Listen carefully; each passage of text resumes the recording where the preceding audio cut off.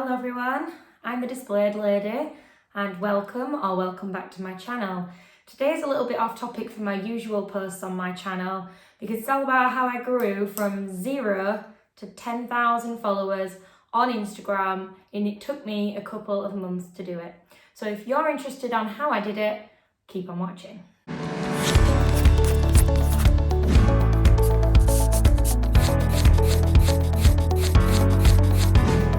Before I start with my tips, I just want to give you a little bit of background about my account and where I came from and why I know something about this topic.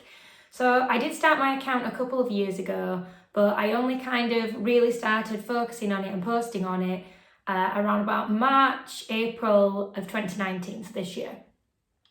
It's currently September 2019, and at the beginning of this month, I hit 10,000 followers on Instagram. My account is a teaching account, so if you didn't get that from my other videos, my account is all about teaching. So with all of that kind of aside, let's get into my tips. So the first thing that you need to be thinking about when you're starting an account and you want it to grow on Instagram is, who is your audience? Who is this account aimed at? So in my case, my account's aimed at teachers. They are my target audience, they are who I want to connect with, they are who my kind of posts are in, well, they will find them interesting, I hope. So you need to think about, what is your account? Is it a fitness account? Is it a travel account? So you need to be thinking about your audience and what are their interests. Because if they're not interested in what you're posting, they're not going to follow you. Also, what are you hoping to achieve from your account? If it's just to grow followers, then good luck with that, but you're probably going to find it a lot harder. Like, my goal isn't really to get, the most followers, and isn't really to just improve that number. My goal has always kind of been to engage with the teaching community, to gain ideas from the teaching community, and also, get inspired, because that's kind of the whole point of following accounts on Instagram. It's for ideas, for inspiration for me. So I always try and be that in return. So you've got to give something back. What are you providing to the community is the question you need to ask yourself. What are you trying to achieve? Because if it's just trying to grow a personal account, then you're going to find it a lot harder than you are if you've got an actual niche, as it were, which basically is my second tip. Make sure you've got a niche. So mine is teaching, but specifically displays. I am the display lady. So my content predominantly is going to be featuring displays. I've even got one that I'm working on right behind me right now. So what is your account about? If it's travel, if it's fitness, then that's what you need to be posting about. Is it anything specific? Is it food to do with fitness, or is it kind of training? So really make sure your posts are tailored to what your account is about. People that are going to follow your account are going to follow it for its content and what you're posting about. If I randomly start posting about my house, which, yeah, I love interior design as well, but that's not what my account's about. So I don't want to be posting those things. I also aren't going to post kind of what I did on Saturday night on my account. I might put it in my stories, but I'm not going to post it on my feed. Feed needs to be cohesive. It needs to be related to the topic of which your niche is. It can't just be random. And please, I see this mistake so many times in accounts trying to grow. They feel that their content is related to the topic, and yeah, it is loosely, but it's either very random or contains a lot of text. Instagram is very picture driven. You don't want to be having loads and loads of text all over the place. It's quite off-putting when you go on to feeds. Similarly, one of my tips coming up is going to be about follow loops. However, if your feed is just full of follow loop, and all of that, nah, that ain't going to cut it either. You're clearly just trying to grow your account, but what are you actually giving back to the community? Nothing. So why should people follow you? Because you're in a follow loop? Well, that's not really good enough. You're just going to get unfollowed immediately a day or two after the follow loop ends, because nobody's actually interested in what you're posting. You need to make sure people are going to stick around. So yeah, your posts and your content are really important things. Make sure that, it looks good. It's important that it looks good. And, people think that, oh, well, I'll just post this. Well, try and make it cohesive to your feed. Try and make it fit in with what you are posting about. You know, my account is about display, so I always try and stick to that. My theme is, I suppose, vibrant and colourful. I don't really have like, I've seen these accounts with these lovely like orange or pink themes, but that's not really me. I mean, you can do that, and you can use apps to do that. So you could use Lightroom to do that, and you can skew the kind of colours in the photo if you want to create that kind of look. I recommend that app. You can get it in an app. It's a Photoshop thing compatible, so you can use it on your PC too. I'll link it below, but I do use that, but not really so much to change the colours of my photo. I try and make it kind of quite vibrant, quite eye-catching. I'm not into sort of a colour theme on my page, but you might be, and they do look very nice and cohesive, so do think about that. But yeah, I don't recommend lots of text on there. I don't recommend lots of photos that don't really link together. So, you know, you've got this black photo with text on it, and then you've got this vibrant picture, and then you've got this very pinkish picture, and then you've got this, you know, it's very random. So there are apps out there where you can have a look at the cohesiveness of your layout, but try and make sure your posts and your content is good. It's related to your niche and your field that you're trying to promote, not just randomly I'm going to post a photo of my cat, because that's nothing to do with what my account's about.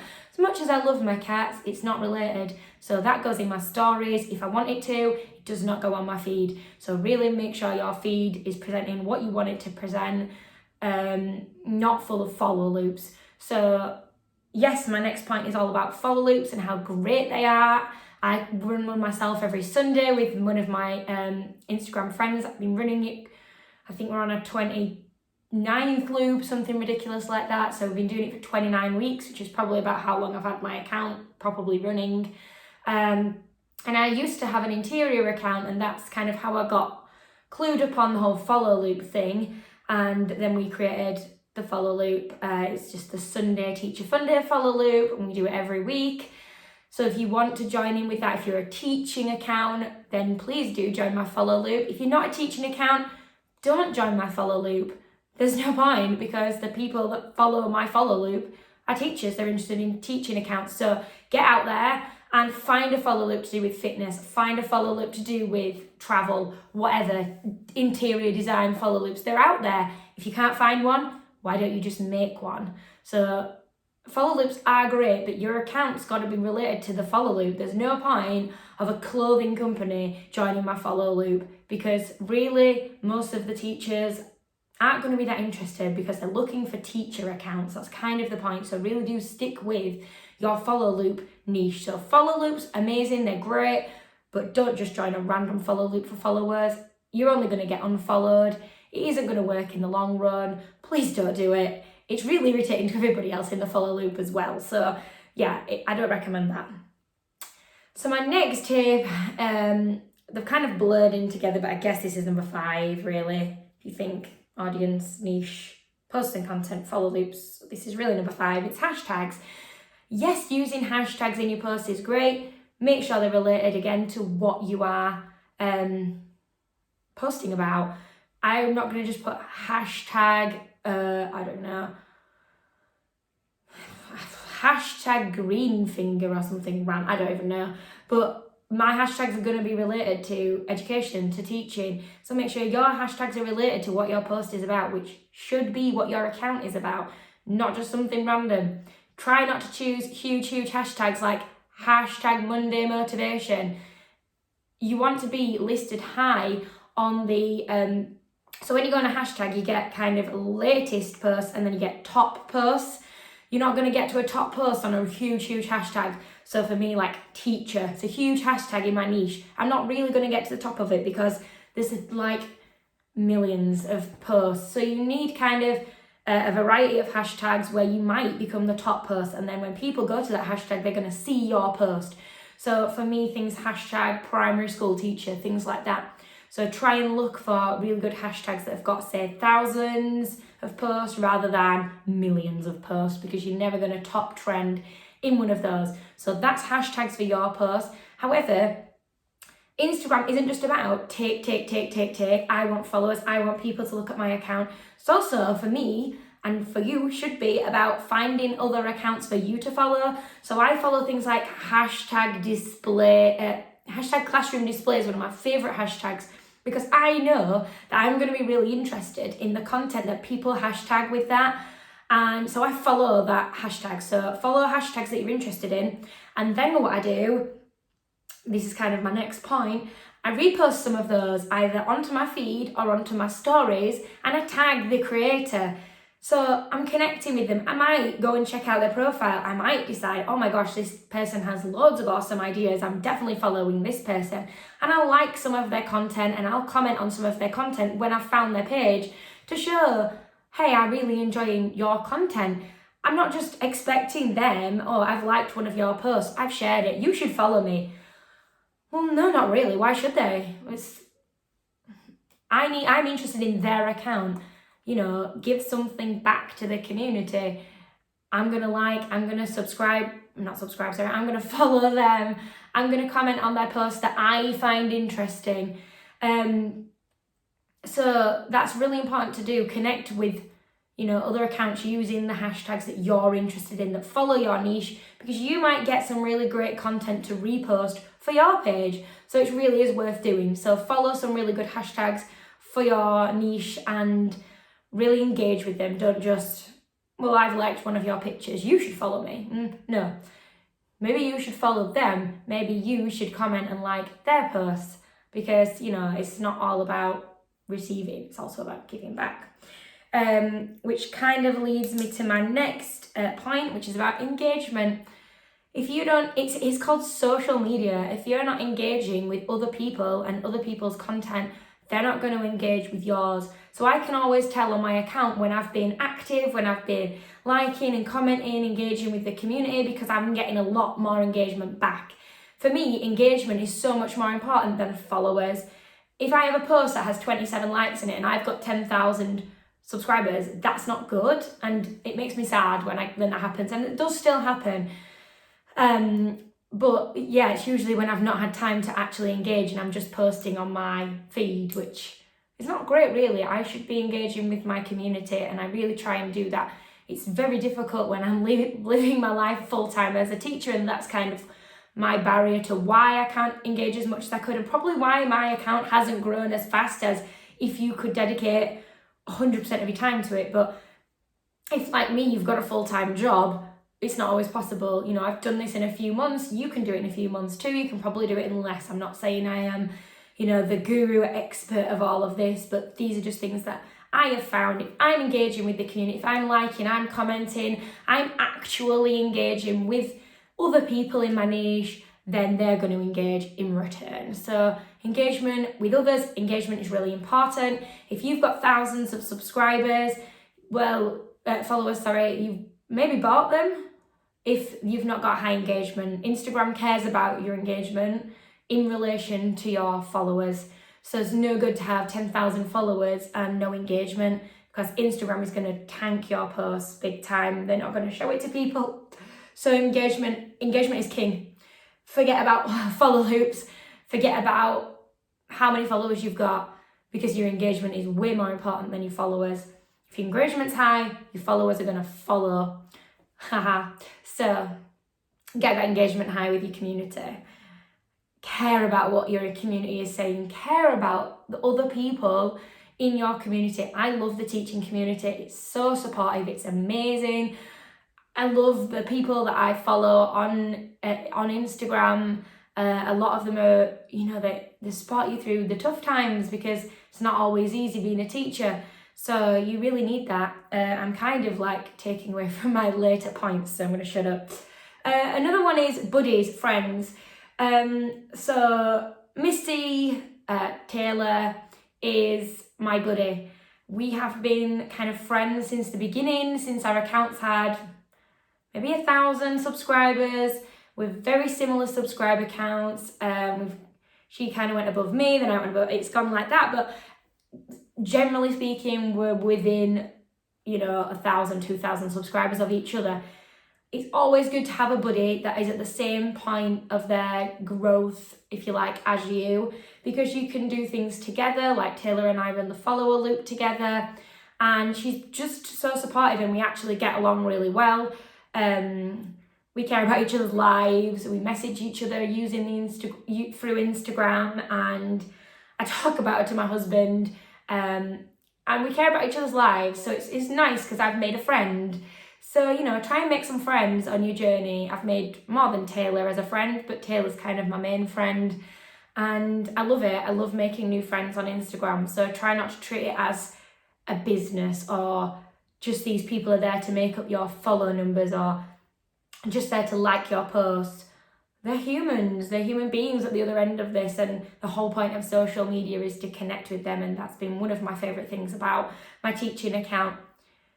Really learning from other educators, so try and learn from other people in your niche too, and try and make some friends, because it really will make it so much more worthwhile when someone cares about you as a person. Something else that's really helped my Instagram growth is giveaways. They have been huge in my growth. I can always tell when I have run a giveaway because my subscriber, I need to stop saying that, my follower count has grown exponentially. So I've done giveaways where I've just bought things and run the giveaway. I mean, you can go and check out my Instagram page if you want to see the giveaways that I've done, but I've also done giveaways with businesses and with companies, and they've been amazing too. They've kind of approached me. I've not really gone out of my way to say, hey, do you want to do a giveaway with me? They've kind of approached me, and as your account grows and your niche comes together, because that's what these businesses are looking for. They're looking for your followers are their target audience. So, you know, I've worked with a stationery company called Mr. Wonderful, and they've been amazing, and teachers love stationery. If you didn't know that already, it's a fact. Teachers are obsessed with stationery. So it was kind of a perfect partnership because I love stationery, other teachers love stationery, teachers follow my account, so this company was like, brilliant, it's perfect. And it was perfect. So yeah, really think about what accounts. So if you've got a health and fitness account, you're thinking about probably health supplements or like protein drink things. I don't really know because I'm not into that sort of thing, but you'll know what you're interested in. So if you like it, your subscribers probably like that too. So really try and stick to that. If I started posting about health supplements, my followers would be thinking, what? It's too random. It doesn't go with what I post about, with what my kind of followers are interested in. So really do try and make sure your giveaway is something that you would like, because your subscribers would probably like it too. Not something random that's not really related to your niche and your post. I've kind of already touched on reposting, but I really want to stress that again. Please give credit if you are reposting somebody else's pictures or somebody else's ideas. It's really important to do that. And, you know, if you're reposting bigger pages than you on Instagram, they might give you a shout out back. If you tag them in your story or in the post, then they'll see it as well. They're not going to see it if you don't tag them. They're just going to be pretty annoyed if they find it and you've not given them credit for it. And it's actually breaking copyright, so don't do it. But yeah, so reposting other people's posts.